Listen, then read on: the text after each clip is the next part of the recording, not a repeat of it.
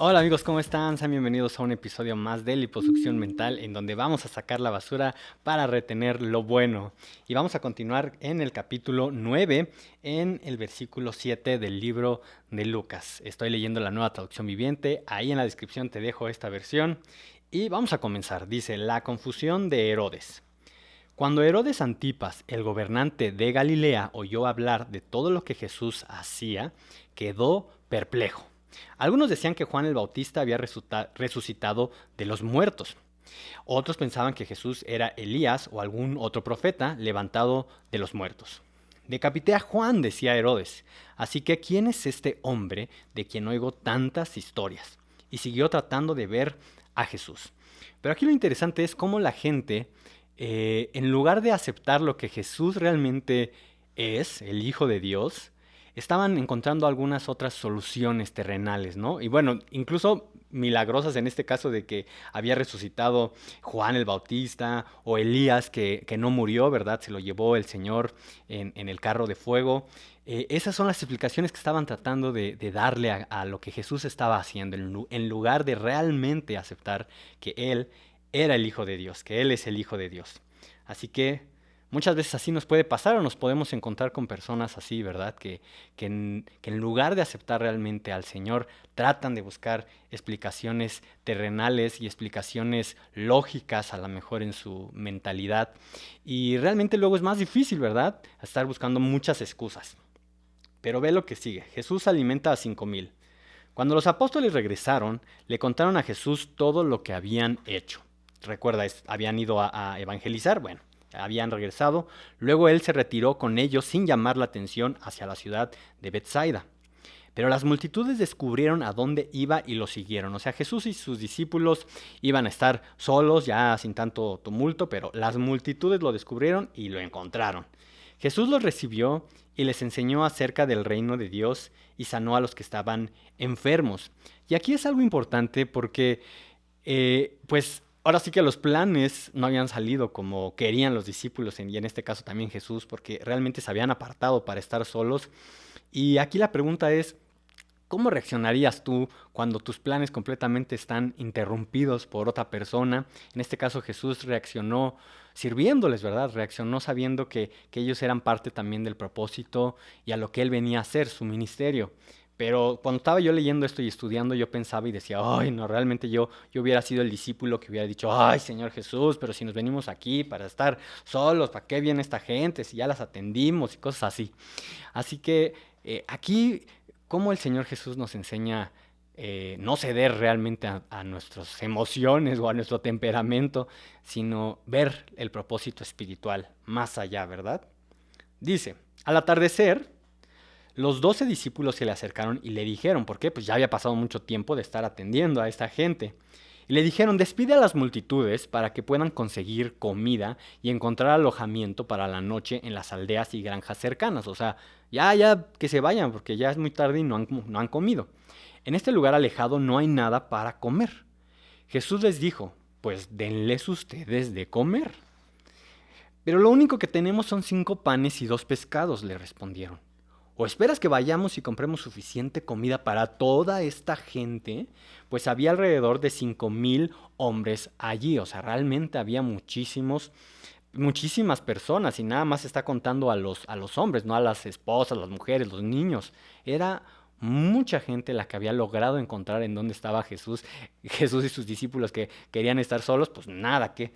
Y entonces, aquí lo interesante es que uno podría pensar, bueno, Jesús, ¿para qué les dijo denles de comer? O sea, ¿realmente esperaba que ellos les dieran de comer en sus propias fuerzas, con su dinero, que se pusieran a contar cuánto traían o a ver qué traían? No, sino que cuando Jesús, así como lo que vamos a ver después, pero cuando Jesús nos dice algo, en este caso, denle ustedes de comer, algo que es imposible, pues no espera que lo hagas tú solo, no espera que lo hagamos nosotros solos. Si nos está diciendo algo es porque es posible y porque Él es el que va a intervenir. Pero ¿qué necesitamos? Creer como todo lo que hemos estado viendo en los milagros que estamos viendo. Pero dice 14, pues había alrededor de 5,000 hombres allí. Jesús le respondió, díganles que se sienten en grupos de unos 50 cada uno. Entonces Todos se sentaron. Jesús tomó los 5 panes y los 2 pescados, miró hacia el cielo y los bendijo. Luego, a medida que partía los panes en trozos, se los daba a sus discípulos junto con los pescados para que los distribuyeran entre la gente. O sea, todos se sentaron. Yo creo que los discípulos estaban, pues ya habían visto muchos milagros, ¿no? Pero de todos modos era demasiada gente, ¿no? Y decían, ¿qué vamos a hacer? O sea, bueno, órale. Y ahí empezaron a sentar a toda la gente. Dice, los partía los trozos, los panes en trozos, se los daba a los discípulos junto con los pescados para que los distribuyeran entre la gente. Todos comieron cuanto quisieron. Y después los discípulos juntaron 12 canastas con lo que sobró. O sea, sobró mucha comida. Se alimentó a muchísima gente y todavía sobró bastante.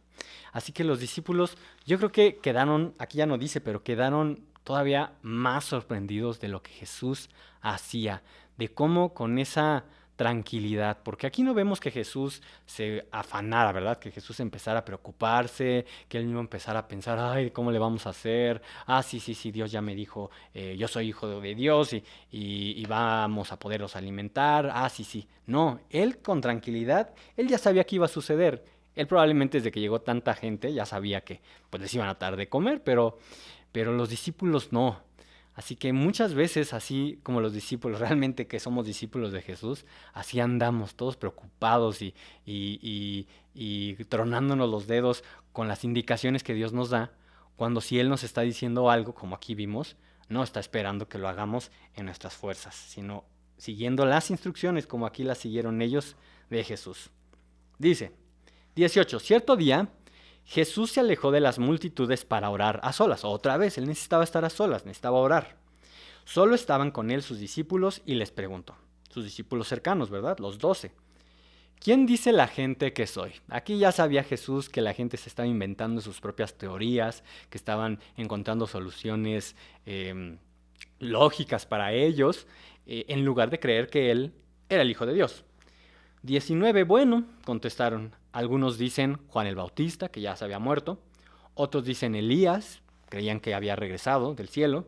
Y otros dicen que eres uno de los otros antiguos profetas, igual que había resucitado, que volvió de la muerte. 20, entonces les preguntó, ¿y ustedes quién dicen que soy? Pedro contestó, tú eres el Mesías enviado por Dios. Jesús les advirtió a sus discípulos que no dijeran a nadie quién era él. ¿Por qué les advirtió que no dijeran quién era él? Porque la gente tenía una concepción incorrecta, tenía una idea que no era la del Mesías, ¿verdad? O sea, ellos pensaban que iba a venir a quitar a los romanos, que iba a establecer un nuevo reino, un nuevo orden ahí en el gobierno de Israel, que iba a venir echando así que a todos afuera. Y entonces, pues la gente no iba a creer de todos modos. O sea, si ellos decían que él era el Mesías, como no entendían para qué iba a venir el Mesías, pues no iban a terminar creyendo. Dice 22, el Hijo del Hombre tendrá que sufrir muchas cosas terribles. Aquí es cuando Jesús ya abiertamente con sus discípulos de las primeras veces que empieza ya a hablarles del propósito por el cual venía él, ¿verdad? Que tenía que morir. Dice, tendrá que sufrir muchas cosas terribles, les dijo. Será rechazado por los ancianos, por los principales sacerdotes y por los maestros de la ley religiosa. O sea, no iban a creer en él. Lo matarán, pero al tercer día resucitará. Entonces dijo a la multitud, si alguno de ustedes quiere ser mi seguidor, tiene que abandonar su propia manera de vivir, tomar su cruz cada día y seguirme.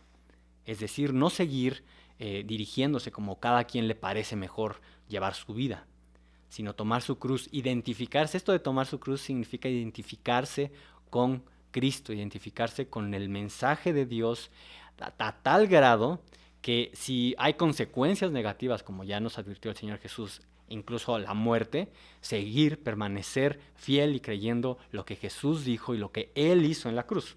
Y seguirme, eso es lo que significa. Si tratas de aferrarte a la vida, aquí dice la vida como tú crees que es mejor, la perderás. Pero si entregas tu vida por mi causa, la salvarás. Dice, ¿y qué beneficio obtienes si ganas el mundo entero, pero te pierdes o destruyes a ti mismo?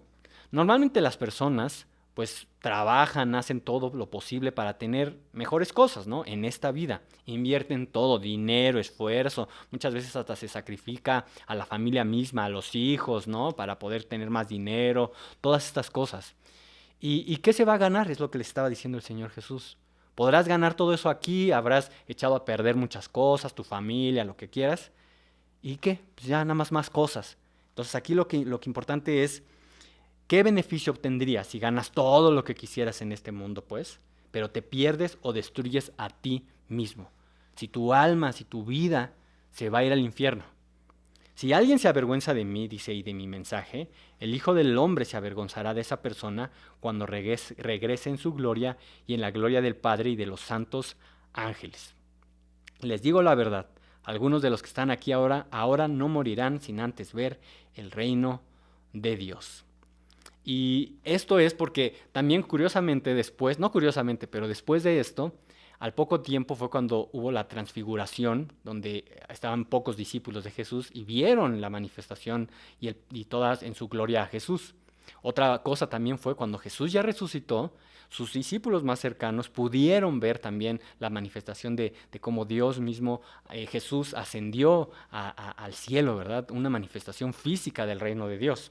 Así es que por eso es que estaba diciendo Jesús que algunos de ellos no morirían sin antes ver el reino de Dios manifestado físicamente, porque ya se había manifestado el reino de Dios al Jesús venir y hablarnos directamente a nosotros mismos. Así que en este día, gózate y muévete en lo que el Señor te está hablando, teniendo fe.